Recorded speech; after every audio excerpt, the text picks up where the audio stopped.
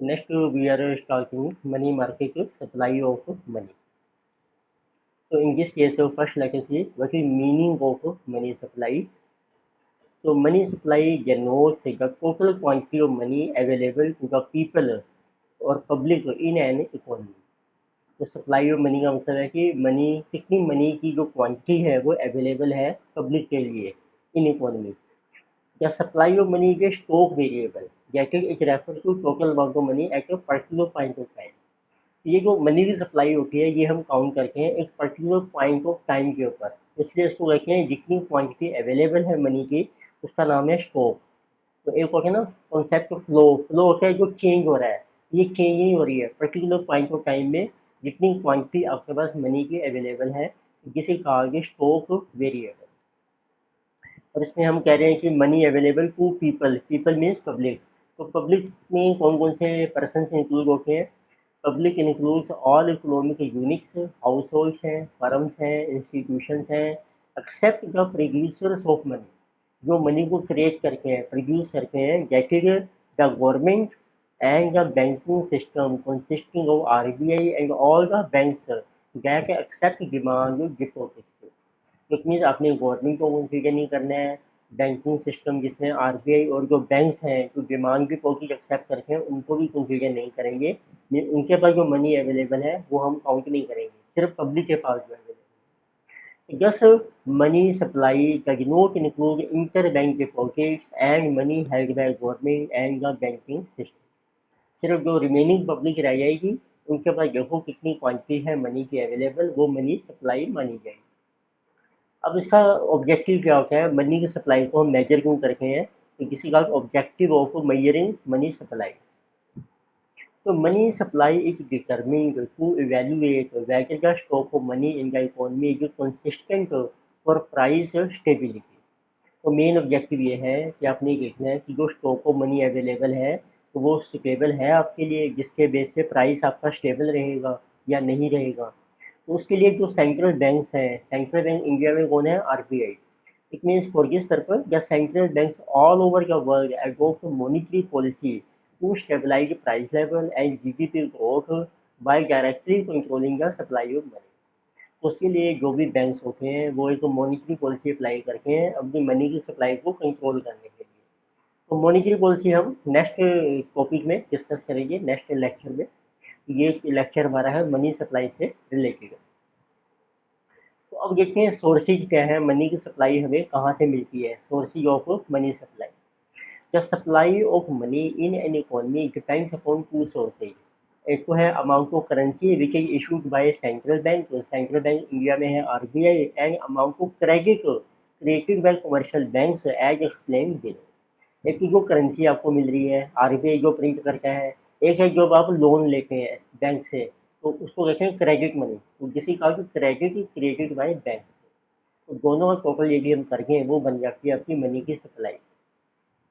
तो इसमें फर्स्ट हमारा जो है सोर्स है amount of currency which is issued by central bank. The currency issued by central bank is fiat money also called high powered money. इसको कहते हैं फिएट मनी या high powered money and is backed by supporting reserves and it's value is guaranteed by the government. तो money की जो currency कितनी available होती है कंट्री में जितने हमारे पास रिजर्व होते हैं. रिजर्व में हम कंसिडर करते हैं जैसे गोल्ड का रिजर्व कितना है कंट्री के पास या फॉरेन करेंसी का रिजर्व कितना है उतनी ही वैल्यू हम करेंसी की प्रिंट कर सकते हैं. और इसकी गारंटी गवर्नमेंट देती है कि ये आपकी वैल्यू जो है वो स्टेबल रहेगी. And further the amount of money must be matched by an equal value of assets mainly consisting of gold and foreign exchange reserve. ये वही मैं आपको जो बता रहा हूँ कि कितनी करेंसी प्रिंट करनी है आपने जितने गोल्ड और फॉरेन एक्सचेंज के रिजर्व हैं. तो इसको कहते हैं जिसे कहा गया कि मिनिमम रिजर्व सिस्टम. तो एक रिजर्व सिस्टम चलता है कंट्री में जिसके बेस पर हम करेंसी को प्रिंट करते हैं. तभी कहते हैं जिस कंट्री पर ज़्यादा जितना ज़्यादा गोल्ड होगा उतनी ज़्यादा वो करेंसी प्रिंट कर सकती है उतनी ज़्यादा वो रिच कंट्री मानी जाएगी. तो सेकंड केस आता है आपका amount of credit created by commercial bank. Banks create money supply in process of borrowing and lending transactions with the public. Money is so created by the banks is called credit money. इसको credit money कहते हैं. पहली कौन सी गई currency. दूसरी है आपकी credit money. Thus, the high powered money and the credit money broadly constitute the most common measure of money supply और total money stock of a country. तो इन दोनों का जब आप टोटल करेंगे ये टोटल मनी की सप्लाई मानी जाएगी कंट्री में। अब देखिए मेजरमेंट कैसे करनी है मनी की सप्लाई को, जैसे आपने देखना ना कितनी क्वांटिटी ऑफ मनी अवेलेबल है एट ए टाइम, वो कैसे मेजर करेंगे, जिसे कहा गया measurement of money supply. The measures of money supply vary from country to country, from time to time and from purpose to purpose. तो डिपेंड करता है कंट्री के ऊपर, टाइम के ऊपर और किस पर्पज के लिए आप मनी की सप्लाई कैलकुलेट कर रहे हो। In India the RBI has prescribed different measures of money supply as explained below. तो इंडिया में आरबीआई प्रिस्क्राइब करता है मेजर्स मनी की सप्लाई को मेजर करने के। तो लेट अस सी नंबर 1 है क्या है हमारा empirical measures of money supply. Empirical measures of money supply include four alternative measures of money supply which are denoted by M1, M2, M3 and M4 besides the reserve money. Right? Number 1 है आपका M1, इसको कहते हैं narrow money, जिसे currency which people demand deposit of banks. Demand deposit कौन से होते हैं, जब आप बैंक में अकाउंट ओपन करते हैं उसमें होता है करंट अकाउंट होता है बिजनेसमैन का और सेविंग डिपॉजिट अकाउंट होता है नॉर्मल पब्लिक का। उसमें जितना आपका पैसा पड़ा है बैंकों में इन दोनों अकाउंट में तो वो भी आपको कंसीडर करना है। प्लस अगर डिपॉजिट देगा आरबीआई, ये हमारी मनी की सप्लाई आ जाएगी जिसका नाम है M1, इसको कहते हैं नैरो मनी। इसमें देखो क्रेडिट मनी नहीं ली हमने। M2, M2 आता है आपका M1 प्लस कर दो सेविंग डिपॉजिट जो पोस्ट ऑफिस सेविंग बैंक। तो सेविंग बैंक अकाउंट आप पोस्ट ऑफिस में भी ओपन कर सकते हो, उसमें जो पैसा पड़ा है आपका मनी है वो भी अब ऐड करके यदि हम वो बन जाते हैं M2। Then we have M3, M3 होता है M1 plus net time deposit with banking system. अब बैंकों में जो एफडी आप करते हैं फिक्स डिपॉजिट उसको भी ऐड कर दो M1 के अंदर तो वो बन जाएगा M3। M4 है आपका M3 का मतलब है देखो M1 को आई है सारा, ठीक है, M3 के अंदर और कुछ डिपॉजिट भी आ गई बैंकिंग की और प्लस अब आपने लेनी है टोटल डिपॉजिट जो post office saving organisation including national saving certificate. Post office की सारे आपने डिपॉजिट लेने हैं, सेविंग डिपॉजिट भी जो M2 में लिए थे आपने और जो फिक्स डिपॉजिट है पोस्ट ऑफिस के वो भी ऐड कर दो, वो बन जाएगा आपका M4। फिर एक आता है रिजर्व मनी क्या होती है, या इसको हाई पावर मनी भी कहते हैं। तो reserve money you comprised of currency in circulation and cash reserves of the banks and other deposits of RBI। तो कितनी करेंसी सर्कुलेशन में है और कितने रिजर्व्स हैं बैंकों के और जो डिपॉजिट्स हैं आरबीआई के, इसका नाम है रिजर्व मनी। तो reserves are commercial bank deposits with central bank for maintaining cash reserve ratio. तो हर बैंक को ना कुछ रिजर्व रखना पड़ता है आरबीआई में, उसका नाम होता है कैश रिजर्व। कितने परसेंट होता है, जैसे प्रेजेंटली जो लेटेस्ट है ये 3% होता है जितने हमारे डिपॉजिट्स आते हैं बैंकों में। तो इट मीन्स वो रिजर्व भी लेने हैं आपने जो आरबीआई में है और प्लस जो करेंसी आपकी सर्कुलेशन में है, तो उनका नाम है हाई पावर मनी या रिजर्व मनी। तो देखो जब फार्मूला क्या बनेगा, reserve money is equal to currency in circulation means currency with public and cash in hand with banks plus banker के डिपॉजिट्स हैं cash reserve with RBI and other deposits with RBI, तो इसका नाम है reserve money. And this is also equal to net RBI का जो credit है to government plus RBI credit to commercial sector, RBI claims on banks, RBI net foreign assets and government currency liabilities to public minus RBI net non monetary liability. देखिए हम RBI के point of view से देखें तो ये definition बन जाएगी। Otherwise आपका बेसिक फार्मूला ये चलता है जो हमने पहला किया है, currency in circulation banker deposit and other deposit with RBI. And second formula is this. Then reserve money is also known as central bank money, base money और high powered money। ये इसके तीनों नाम है। रिजर्व मनी सेंट्रल बैंक की money है, base money भी कहते हैं, हाई पावर मनी। अब कुछ टर्म देखते हैं हमने जो यूज करी है। सबसे पहले जैसे करेंसी हमने यूज करी थी, currency consist of paper currency notes as well as coins. जो पेपर करेंसी के नोट्स हैं और जो कॉइन्स हैं उन सबको ऐड कर दो वो करेंसी मानी जाएगी। डिमांड डिपॉजिट है, demand deposit comprise current account deposit and saving deposit है बाय पब्लिक विद बैंक। बैंकों के दो अकाउंट लेने हैं आपने, करंट अकाउंट और सेविंग अकाउंट, उनमें जो पैसा डिपॉजिट है आपका।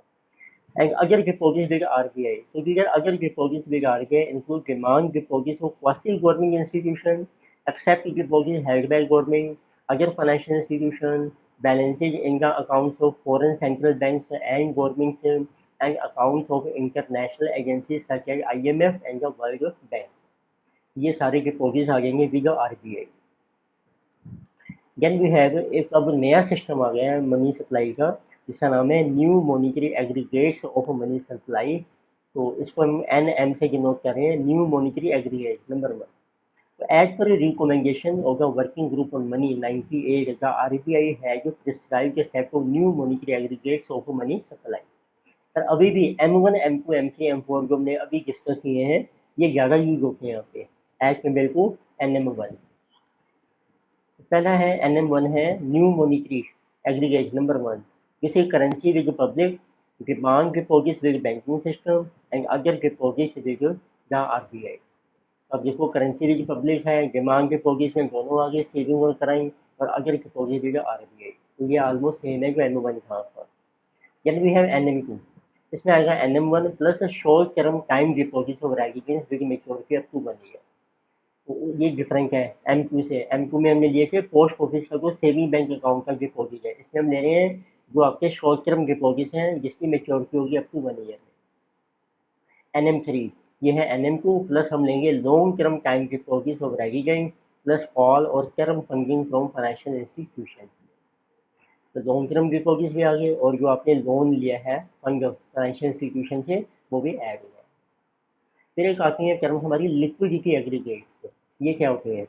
The central bank also measures macroeconomic liquidity by formulating various liquidity aggregates in addition to monetary aggregates. Liquidity money की सप्लाई से पता लगता है कि कितनी लिक्विडिटी है मार्केट में, उसके भी कुछ एग्रीगेट्स हैं हमारे. The instruments which are closed substitutes of money but are issued by non-banking financial institutions (NBFI) are also included in liquidity aggregate.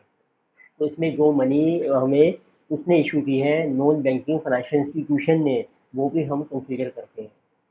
It means अब फार्मा बन गया को L1 liquidity aggregate number one. ये है NM3 जो ऊपर निकाला आपने प्लस ऑल डिपॉजिट जो कि पोस्ट ऑफिस सेविंग बैंक से एक्सक्लूडिंग NSC. पोस्ट ऑफिस से भी ऐड कर दो इसमें.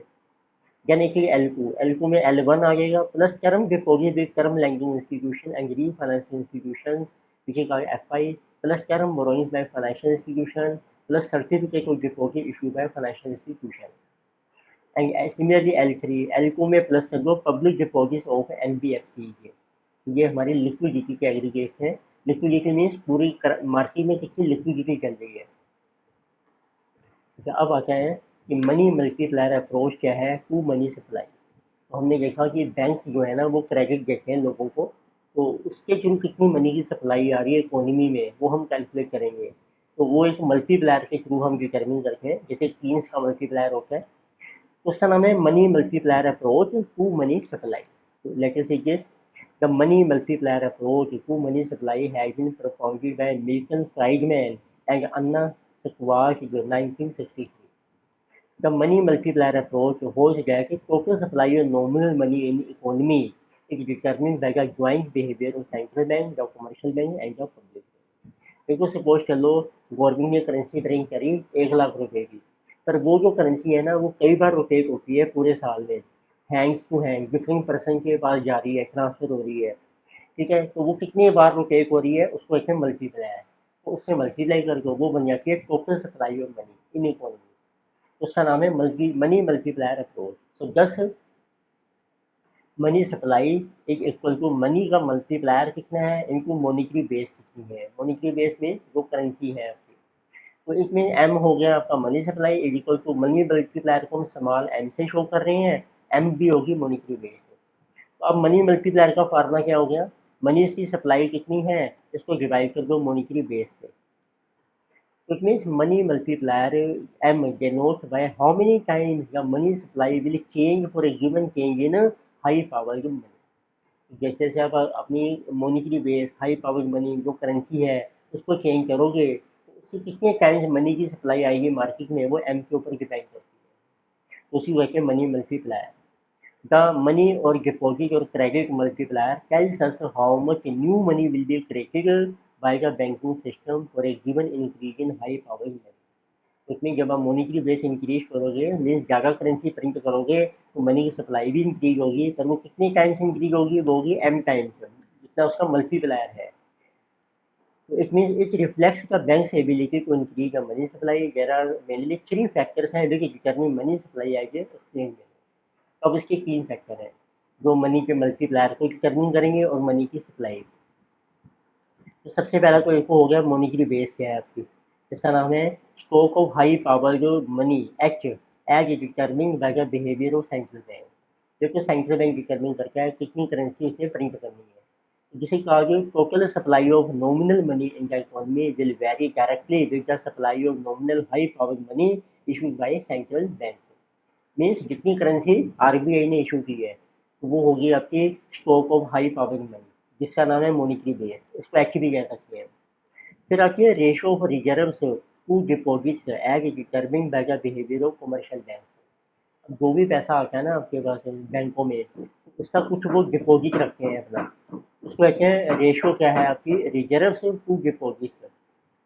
तो जो भी बैंक के पास डिपॉजिट आएगा कुछ रिजर्व में आपने रखना है. तो बट जिसे जो the behaviour of commercial bank इनका economy is reflected in the ratio of their cash reserve to deposit known as cash reserve ratio. तो हर बैंक को ना जैसे आज की डेट में 3% अपनी डिपॉजिट का कैश रिजर्व होता है आरबीआई में, तो वो है हमारा रिजर्व रेशो. तो इट मीन्स मनी जो है is equal to money multiplier into high power money, which is called high power money होगी जो टोटल डिपॉजिट है विद ए बैंक या टोटल जो करेंसी आ रही है बैंक में.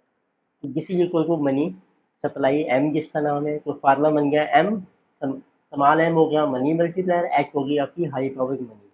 अब मल्टीप्लायर क्या है, मल्टीप्लायर है one upon reserve ratio into high power money. अच्छा मनी मल्टीप्लायर का ये फार्मूला है that is equal to one upon cash reserve ratio this is equal to one upon R, और it is also called as one upon required reserve ratio, one upon triple R. The reserve ratio is affected by two.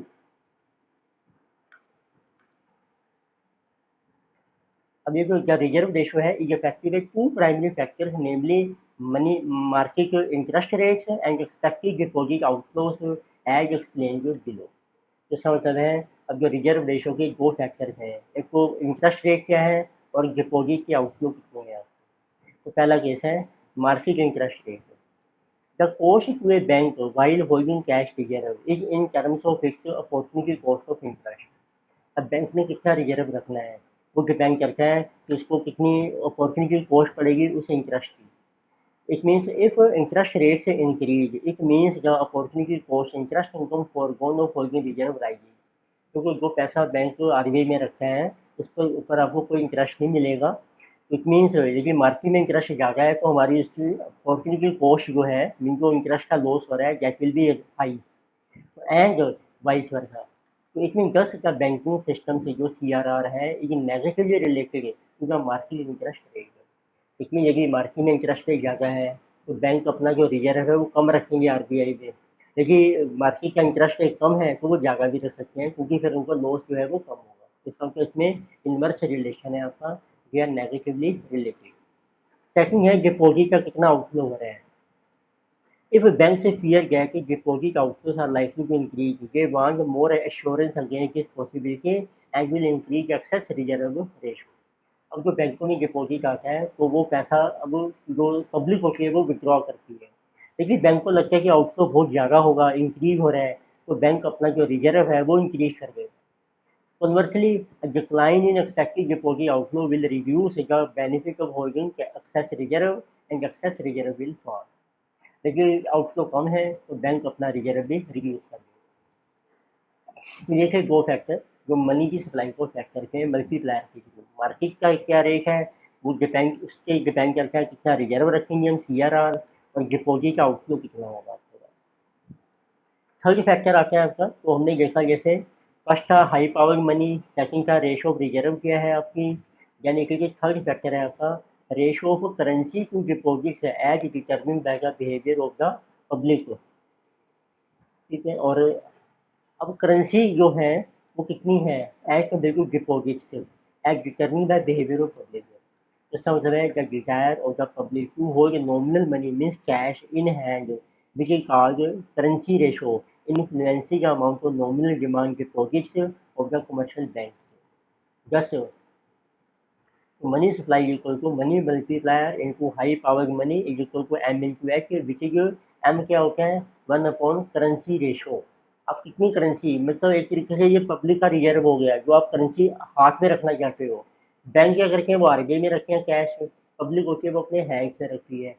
तो bank को कहते हैं reserve ratio, cash reserve ratio, public के लिए कहते हैं उसको करेंसी रेशो। तो दोनों का पर्पज सेम ही है। तो ये करेंसी रेशो भी है वो भी मनी मल्टीप्लायर आ जाएगा 1 अपॉन करेंसी रेशो और इंटू कर को high power money.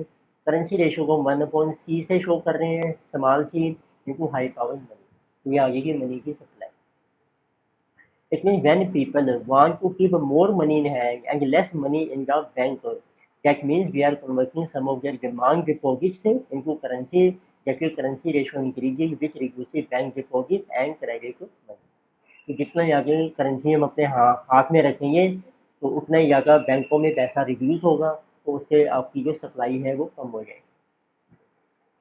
Yes, sir. According to money multiplier approach, the money supply is determined by high power money and the money multiplier and vary directly with changes in monetary base and inversely with currency and reserve ratio.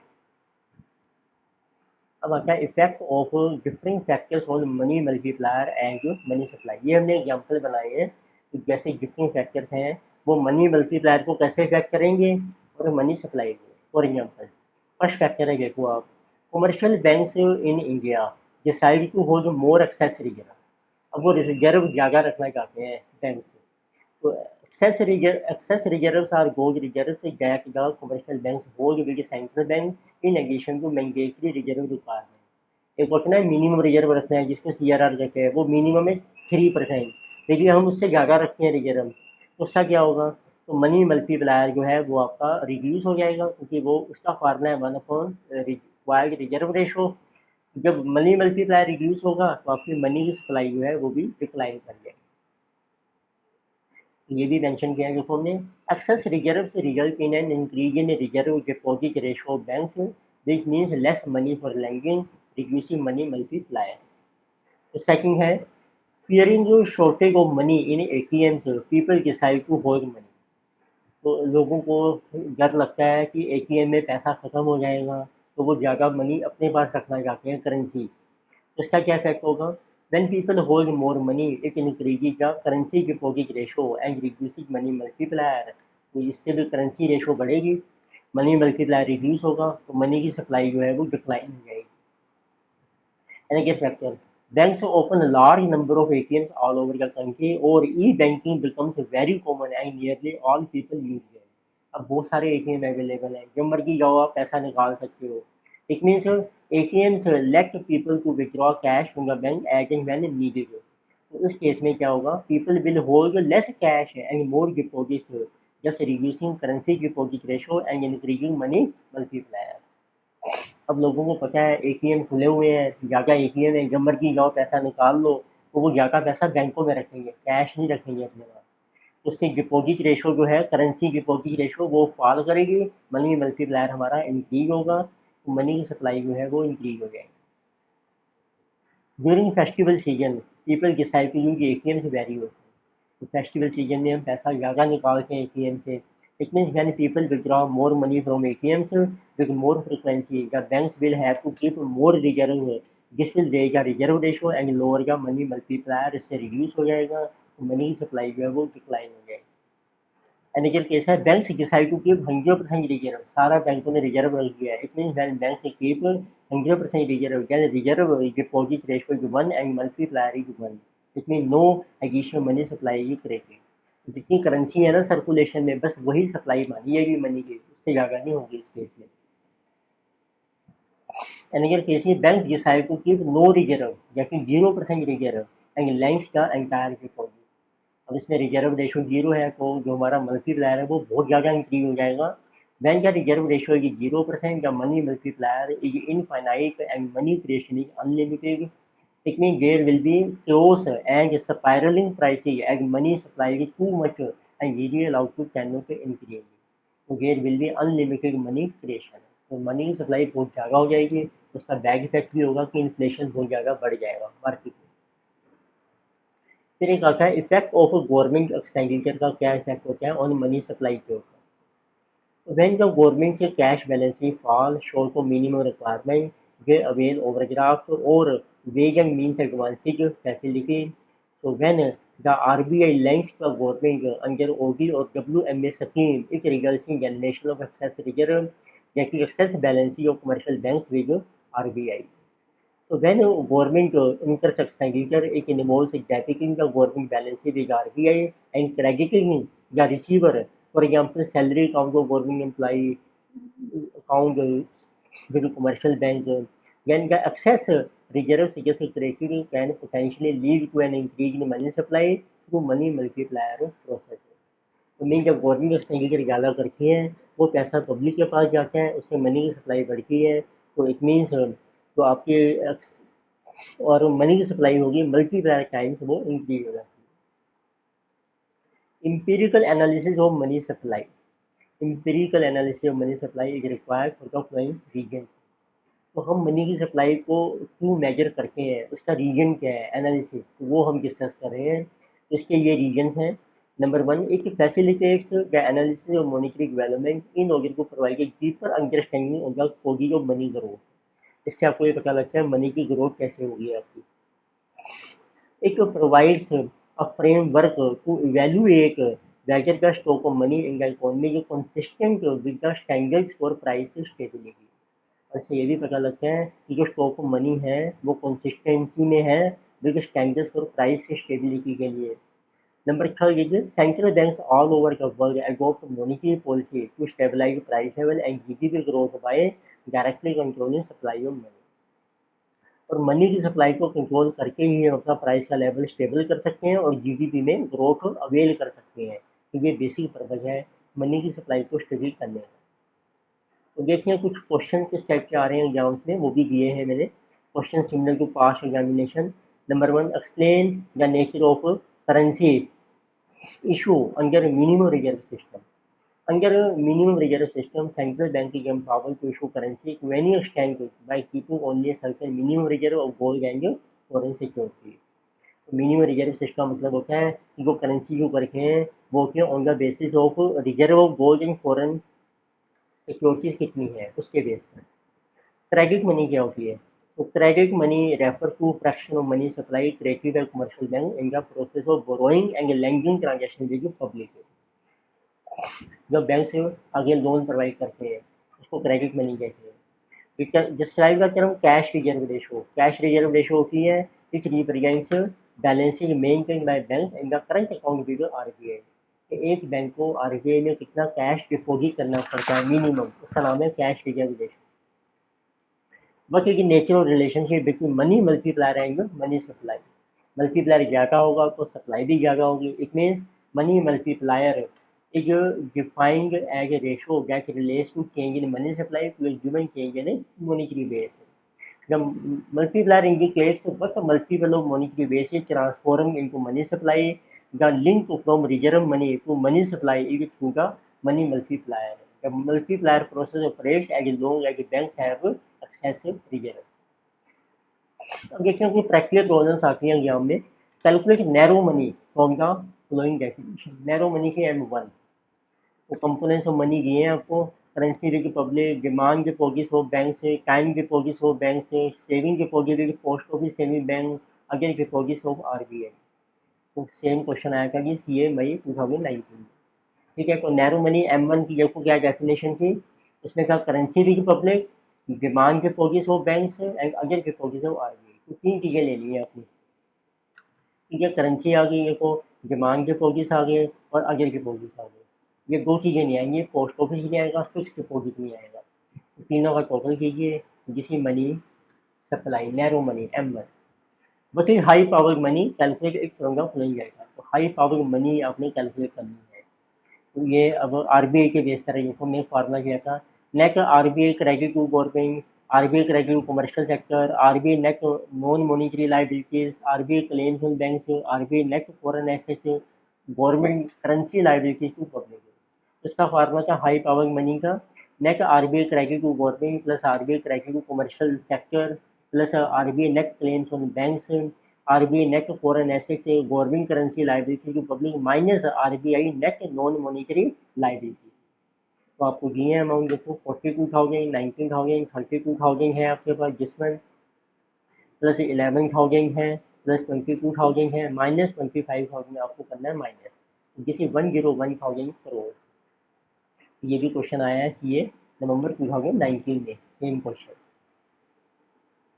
तो problem number 3, compute M4 from the following data as publish by RBI as on 31 December. M4 में आपको लेना है, इसमें fix deposit भी लेते हैं, post office के भी सारे डिपॉजिट्स आते हैं, currency with public, deposits with bank, demand deposit, net time deposit with bank, other deposit RBI, post office saving bank, NSC नहीं लेते बस हम, ठीक है। आप फार्मा लिखिए, currency with public, demand deposit with public, other deposit with RBI, net time deposit with banking system plus post office saving deposit. तो ये सारे ऐड कर दीजिए आप, जिससे 560,960। तो सेम क्वेश्चन था आपका नवंबर 2018। Problem number 4. What will be the total credit credited by commercial banks for an initial deposit of 30,000 at a required reserve ratio of 0.04 and 0.06 respectively? Also compute credit multiplier. Money की supply का formula है money multiplier into high power money mean deposit with bank.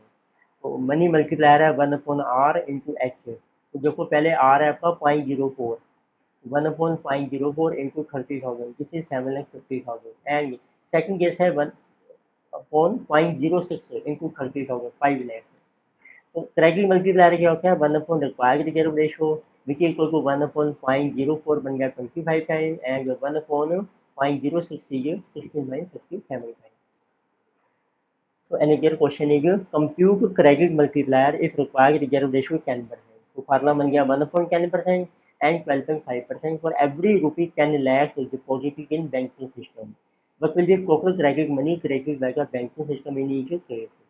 तो same question है आपका नवंबर 19 में, ये भी same है ऊपर की तरह। तो पहले आप कैलकुलेट करते हैं क्रेडिट रिक्वायर्ड रिजर्व रेशो को 10% और 12.5%। तो क्रेडिट मल्टीप्लायर है 1/RR, तो 1/10% this is 10 times and 1/12.5% is 8 times. Money supply आ जाएगी money multiplier into high power money, जैसे कि 10 into 10 lakh this is 100 lakh and 8 into 10 lakh this is 80 lakh. Another question is compute net time deposits and M4 with the banking system with the help of flowing data। देखो net time deposit भी निकालना है, M4 भी आपको calculate करना है। आपको M3 दे रखा है इसमें, करेंसी भी पब्लिक है, डिपॉजिट भी बैंक है, अगर डिपॉजिट भी आरबीआई है, सेविंग डिपॉजिट भी पोस्ट ऑफिस है, एनएससी नहीं लेना आपने, टोटल डिपॉजिट भी पोस्ट ऑफिस सेविंग और एक्सक्लूडिंग एनएससी, ये आपको सारे दिए हैं। तो सेम क्वेश्चन आया है आपका मॉक टेस्ट पेपर में सीए अक्टूबर 2019 में। तो देखो पहले M3 का फार्मूला है M1 plus net time deposit with banking system, और M1 का फार्मूला है currency notes and coins with public, demand deposit of bank and other deposit with RBI. तो जिस कमिंग 20,300, इन तीनों को ऐड कर दिया हमने, राइट। फिर आता है नेट टाइम डिपॉजिट आ जाएंगे विद बैंकिंग सिस्टम, ये निकल जाएगा आपका। M3 किया है M1 आ गया है, M3 माइनस M1 जिससे इक्वल टू 24,700। अब आपका M4 आ जाएगा, M4 का फार्मूला है M3 plus total deposit with post office saving organisation excluding NSC. तो आपके पास M3 आ गया है जिससे जो 45,000 प्लस 2,000, M3 दिया ही है आपको, तो जिससे 47,000। तो PDF आप डाउनलोड कर सकते हैं, आपको डिटेल में ये सारे थ्योरी आपको मेंशन की है। Thank you.